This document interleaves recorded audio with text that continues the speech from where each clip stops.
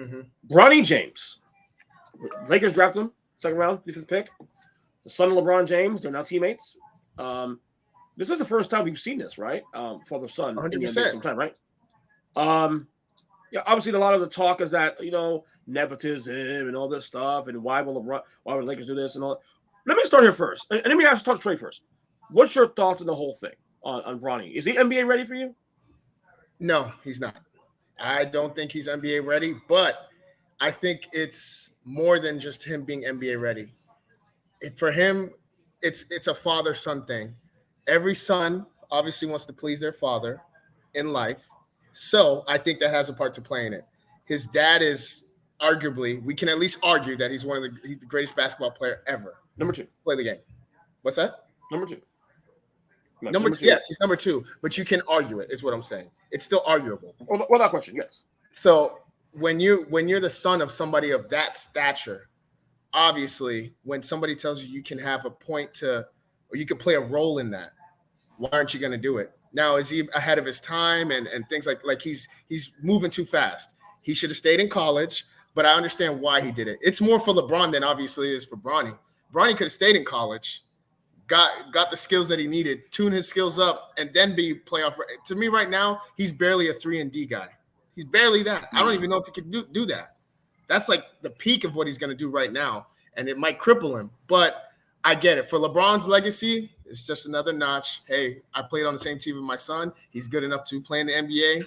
Don't think he is, but that's LeBron is controlling the league. I mean, you gotta agree with that. I don't see how he's not. And yes, it is nepotism, but it's not the only sport that there's nepotism. There's nepotism across the world, man. You're gonna blame him. My only thing is the only reason why I wouldn't call it nepotism though is that LeBron James does not own the Lakers. You know what I'm saying? Like to me, a lot of power there though. Power, yes, but he has a lot of power. Can I raise my hand? Go ahead, Chris. Your thoughts on the whole thing?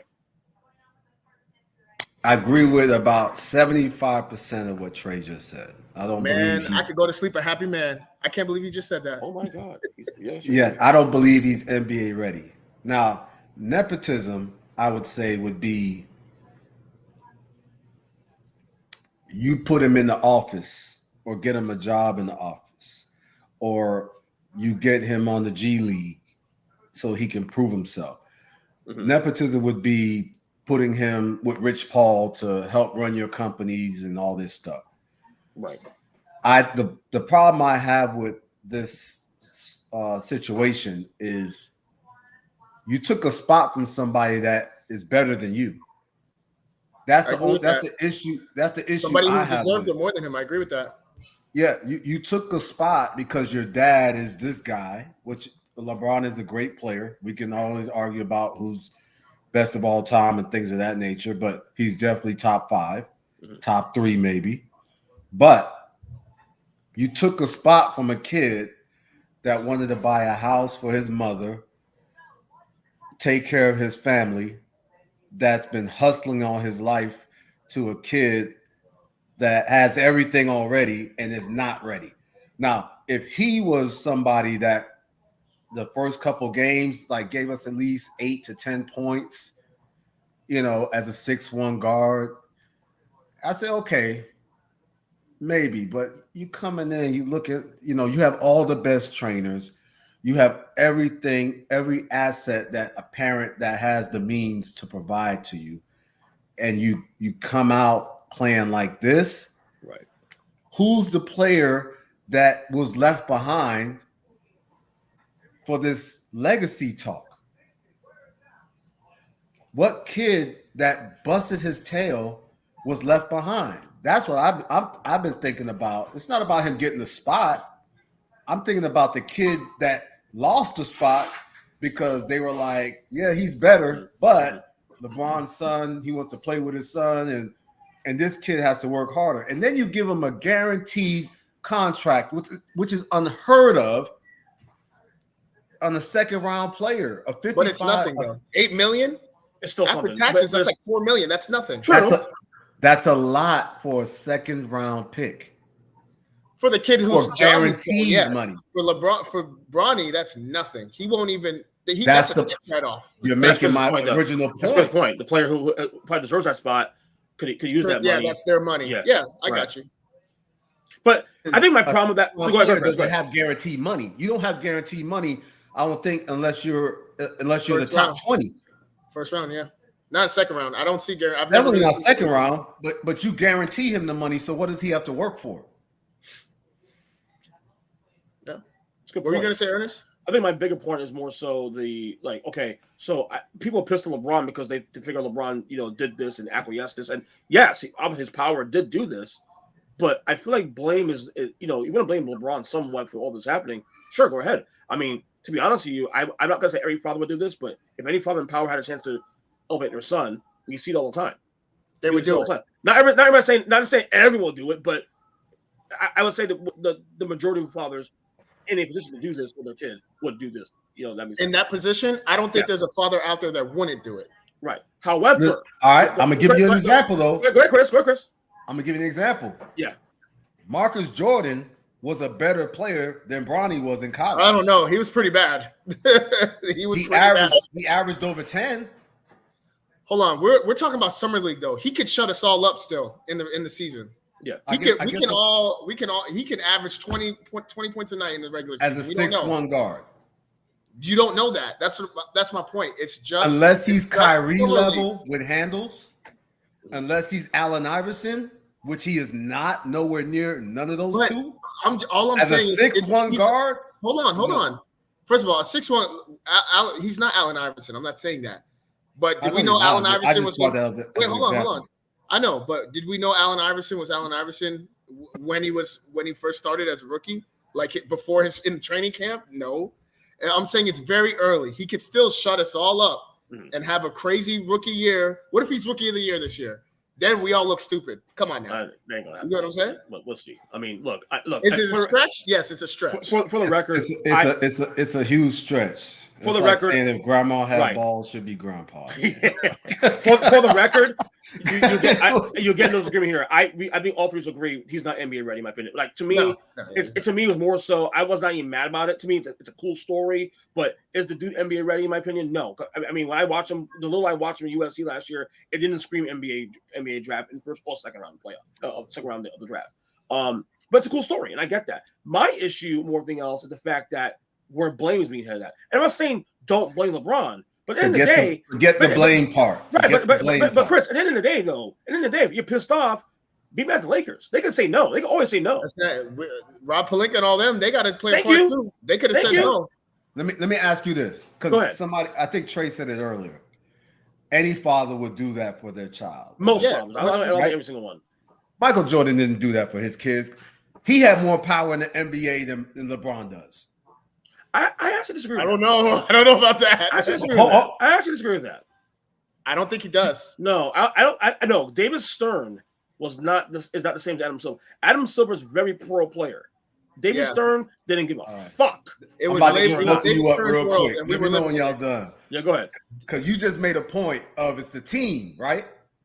If they really wanted Jordan to stay, and Jordan owned his own team and didn't even pick up his own kid because he wasn't good enough. Was Marcus Jordan available to draft when Jordan owned the Bobcats? Say that again. If he wanted to, right? He was owner of the Wizards. Yeah, and he could have said, "I want my son on the roster," but he didn't do it because he said he wasn't ready. He's not good enough to play in the league. Look up right now. But Marcus Jordan, I'll open you a Nike store. Oh God. Nike store. I'll open you a Nike store. I'll help you be an entrepreneur. But I don't think if you're gonna get on this court, no, you not that. But you saw that from beginning to end though with Marcus Jordan. Like he was trash. I can't really say that that what's his name? Bronny is trash. I love it. Pull up the stats. Oh, he pulling it up. I'm pulling how old he is and what years is available to be picked up. So Marcus Jordan played in college from 2009 to 2012. Yeah, that actually does fit the time that Jordan was the owner of the Bobcats. He took over the Bobcats, I think, in 2008, 2007. And he could have just said, "I want to make history and play with my son." Yeah. So, but Jordan was like, "Bump that." Yeah, 2012 was his last year in college at UCF. Okay. Michael Jordan owned the Bulls. But how do you hold the Bobcats. How do you hold that against LeBron though? I'm not holding it against LeBron. I guess at the end of the day, I'm just thinking about that the kid that didn't get that spot that deserved it more than I him. understand that, but hey, at the same point, life ain't fair. You're telling me if you have a son, even though you don't think maybe he should spend another year in college, but from a financial aspect, like he has an opportunity to make it in the NBA, you're not gonna, hey man, let's bump him up, let's get him in there. You're not gonna do that? No. Jordan 06. I would. Yeah, 06 because my son comes before somebody else. I tell you that much. Yeah, Michael Jordan 06 was a minority owner, and then 2010. So yeah, he could. If he wanted Marcus Jordan on his team at any point, he would have. He could have done it, and he did not do that. So yeah, to your point. I think I was talking to Ernest about this the other day. Yesterday. Yeah. And off the record, of course. Yes, and my thing was, I brought up Bill Gates, right? Right. Bill Gates can do whatever he wants for his kids. And this is what I admire about Bill Gates. He's a billionaire, whatever he got. I don't know those numbers. All he said, and it was on Oprah. Yeah. You know, when you have time, look it up. He said, I told my kids, I'm going to feed you, clothe you, pay for your college and your housing. Whatever you pursue, you make it happen for you. He didn't say, because I'm a billionaire, I'm going to give you everything. It's to a point where even when he dies, they're not getting his billions because he wants them to earn it. That's why I'm looking at it from that standpoint, because there's other people that are working harder than your kid. And if your kid don't want to work that hard, you know, and I know, you know, all due respect, I know your son, I'm not going to say any names on the internet, but I know you'll do anything for him. But at the end of the day, and same thing with you, Ernest, at the end of the day, and same thing with my daughter, when we're dead and gone, if they don't have any work ethic, it doesn't matter how much money we give them, no matter how many places we just place them, they're not going to be shit. They're not going to flourish. Yeah. No, that's very true. You know what I'm saying? That's why I believe Jordan did what he did with his son. You're not good at this. But let's look at something else. And that's what he did. And it's also generational too, also the era he was raised in, also too, I believe. And how do you know he doesn't have the worth ethic also?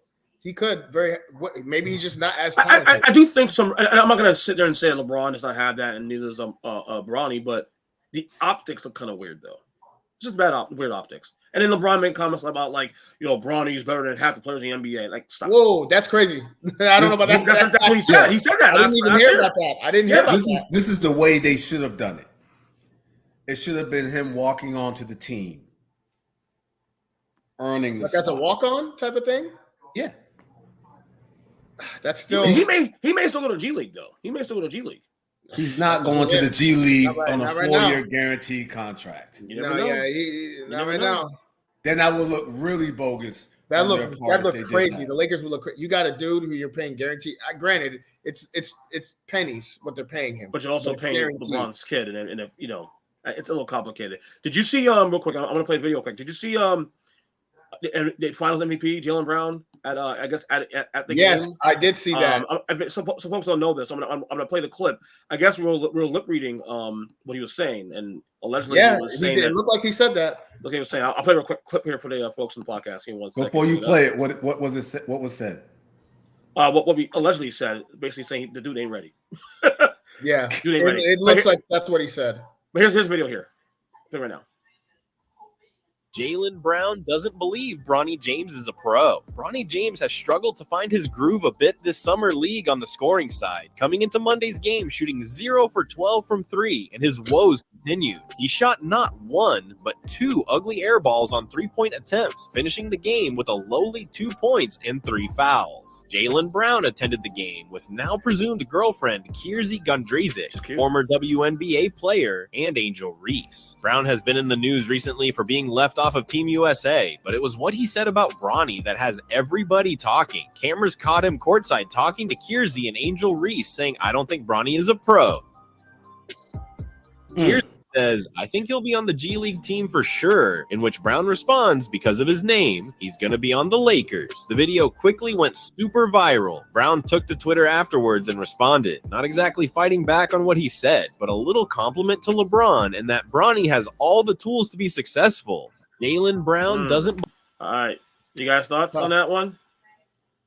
I mean, So you're looking at a pro that's talking about, what it takes to be there, and again, and I'm going to say this, and I hope a lot of people watch your show because, we support you and, Appreciate you, man. and I want a lot of people to support you.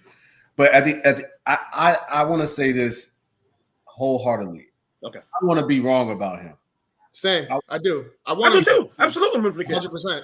For him to play great basketball. I just don't see it. 100%. You know what I mean? I'm a Bron fan. Me too. Yeah, I don't know. He's not, like I said, Jaylen Brown is not wrong at all. I don't think he will he stay there? Will he play in the NBA? Of course. He's going to get a legitimate shot because of his name. I see him winding up in the G League, not right now, but he's going to wind up in the G League just because he can't handle it. Like he's never going to play. He's never going to play. I don't think he's ever going to play. He's defensive. He's athletic. That's his only thing that could save him, period, I think. Defensively, I mean, he's athletic in the summer camp stuff. He's athletic. He hasn't put a product out when they in the regular season yet, so that's all I can go off of. Do you think? All right, what's the average guard size in the NBA? Shooting or it depends what kind of guard you're talking about. I mean, we'll start shooting guard. What's the average size? 6'4". Today's NBA about 6'4", 6'5". Okay, you could be 6'3". He's already undersized, right? But he's a point guard, isn't he? He's not a shooting guard. He's a point guard. They haven't. I don't think they defined his position as of yet. Well, he's a Pat Bev type player. That's what he should aspire to be right now. No, he's not wrong with that. No, but the thing is, Pat Bev can give you 12. But he can play defense steals. Though. Bronny can play defense. And what I've seen, he can not play Pat defense. Bev, not Pat. No, you talking about a obviously defender. Not Pat Bev defense. I'm just saying he can play defense. Like I'm not saying he can go lock up Steph Curry. I'm just saying he can hold his own on the defensive end. He's done that in the summer league already. It's his offense that's. You've been watching him, Trey? You've been watching. You've been watching. I've watched his games. His defense is legit. His defense is okay. Like I'm not saying you can just as soon as the season starts throw him out there against anybody, Drew Holiday or somebody like no, he's gonna get cooked. I'm saying he can hold his own, just playing like against an average NBA guard. That is okay. He can do that. Now, when they get on offense, that's the problem. He looks lost. He don't know He doesn't know what to do outside of a pick and roll. He doesn't even really know how to operate that. His shot is terrible. It's rushed. It's forced. He has that nice form, though. We'll say that the form is cool. He does, but it's forced. He forces it, and he can't even shoot like that to be forcing something like that. And then when he doesn't want to force it, he turning over the ball. He airballing. I do watch him. It's a problem. That takes what he's lacking. I can see is going to take years to fix. Offensively, defense. That's where he should focus. As like, hey, I can at least stay in the league long enough to try and fix my offense. If I focus on my defense. Who do you think? All right, I'm not going to the extreme because somebody did bring up Steph Curry. No, of course. I already said he can't guard him. I know you're not. That's what I'm saying. But to be fair, no one he can really. I'm not going to the extreme. He's not guarding top tier guys. He's not doing that. He's going to get hurt. No, not right now. No, right now. Can he guard successfully the top? How many teams on the NBA, Ernest? 30. Yeah. Can he guard the top, the bottom 15 teams? Point guard, and 6-man. Yeah, I say that. Yeah. Guard him. Yeah, but that's all about effort. At the end of the day. Yeah, that's effort. That's effort. No, I mean, are we telling them to lock him down? So they're all going to cook him for at least 30, is what you're telling me? No way. Now you're talking crazy. They're going to have to switch. Huh? If they was on him all game, yes. No. Cool. He's not even playing all game. He's coming off the bench. He's starting, and that's all. And that's also youth. Right his youth does help him too. You'll have more energy than most. So but if he already has the fundamentals as a player on defense, with the youth, I mean, Chris is talking like he's going to guard them the entire. He's coming off the bench. He's not even going to be the sixth man. He might get like 5 to 10 minutes in a Bro, game. he will shut down Anthony Edwards, bro. Chris just broke his computer. And I said, hey, piss off his agent there. Piss off his agent there. Look at that. No comment. I'll let y'all have that one, but but listen. Again, he's just not tall, but he has a good frame to him. He's strong. He's quick. He's athletic. Yes, that's all he has working for him, though. I just don't know if, let's say he had a Steve Kerr, a Phil Jackson, a Popovich, like a proven coach that knows how to use. Spoelstra? Why do people always leave him out? Like Spoelstra as well. Oh, I'm a Heat guy, so you already know. Everybody's hating on my boy, man.